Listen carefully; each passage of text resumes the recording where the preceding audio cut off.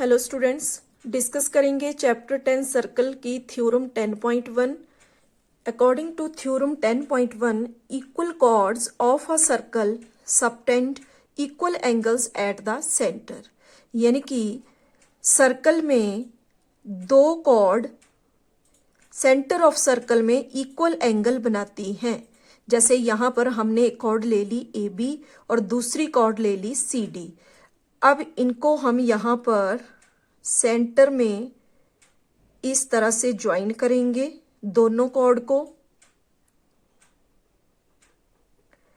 अब ज्वाइन करने के बाद यहाँ पर ये जो दो एंगल बन रहे हैं, अकॉर्डिंग टू थ्योरम 10.1 ये दोनों एंगल इक्वल हैं। ठीक है, तो इसी को हम यहाँ पर प्रूव करेंगे कि सर्कल में दो chords, two equal chords centre of circle पर इक्वल एंगल बनाती हैं। ठीक है, तो इतना हमने इस थ्योरम को प्रूव करने के लिए कंस्ट्रक्ट कर लिया। यहाँ पर जो हमें गिवन है वो हम लिख लेंगे। हमें दिया गया है यहाँ पर टू इक्वल कॉर्ड्स जो कि हमने यहाँ पर ली है AB एंड CD। ठीक है, AB एंड CD दोनों इक्वल है, मतलब AB is equal to CD and centre of circle, जिसको हमने यहां पर नाम दिया है O। ठीक है, इतना हम गिवन में लिख सकते हैं। अब आगे जो हमें प्रूव करना है, टू प्रूव, तो प्रूव करना है कि ये जो दोनों कॉर्ड हैं ये सेंटर ऑफ सर्कल पे इक्वल एंगल बनाती है। यहां पर एंगल AOB इक्वल है एंगल COD। ये हमें प्रूव करना है। तो यहां से हम अपना प्रूफ स्टार्ट करेंगे। तो यहां पर दो ट्राइंगल फॉर्म हो रही हैं, in triangle AOB and triangle COD। तो यहां हम लिख लेते हैं in triangle AOB and triangle COD। इन दोनों ट्राइंगल को अगर हम ऑब्जर्व करें तो यहां पर AO is equal to OC। क्यों हम ऐसा बोलेंगे? क्योंकि हम जानते हैं कि देखो AO और OC ये दोनों क्या है, रेडियस ऑफ सर्कल है। ठीक है, और रेडियस ऑफ सर्कल है तो इसका मतलब दोनों की डिस्टेंस जो है वो इक्वल होगी। ठीक है, तो OA is equal to OC यहां पर हम लिख लेंगे।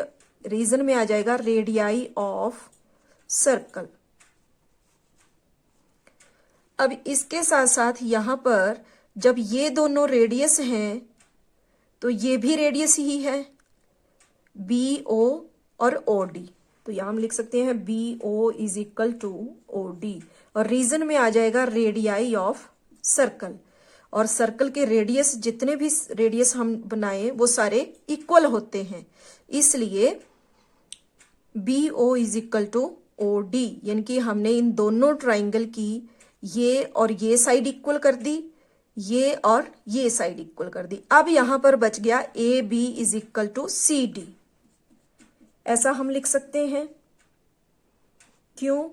क्योंकि ये कॉर्ड ऑफ सर्कल हैं और सर्कल की कॉर्ड भी इक्वल होती है। या फिर हम यहां गिवन में हमें दिया गया है कि टू इक्वल कॉर्ड्स, तो इसलिए AB is equal to CD के लिए हम यहां लिख सकते हैं गिवन, ये हमें दिया गया है। तो जो दो ट्राइंगल हमने यहां पर ली, उन दोनों ट्राइंगल में हमने दोनों ट्राइंगल की तीनों साइड को इक्वल प्रूव कर दिया। ठीक है, दो साइड जो थी ट्राइंगल की वो रेडियस बन गए सर्कल के, और तीसरी साइड जो है AB और CD वो इक्वल है, ऐसा हमें क्वेश्चन में गिवन है।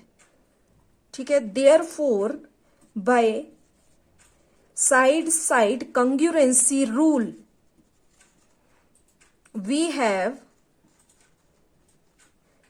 triangle AOB congruent to triangle COD।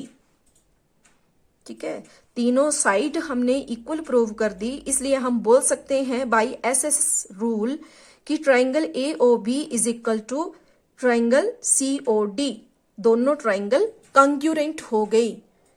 ठीक है, तो जब तीनों साइड इक्वल हो गई तो यहां पर ये जो दोनों ट्राइंगल के एंगल बचे तो ये भी इक्वल होंगे bye CPCT।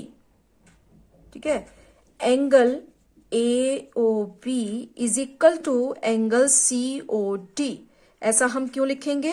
Bye CPCT, corresponding parts of congruent triangles. ठीक है, और यही हमें यहां पर प्रूव करना था, तो हेंस प्रूव्ड। Thank you.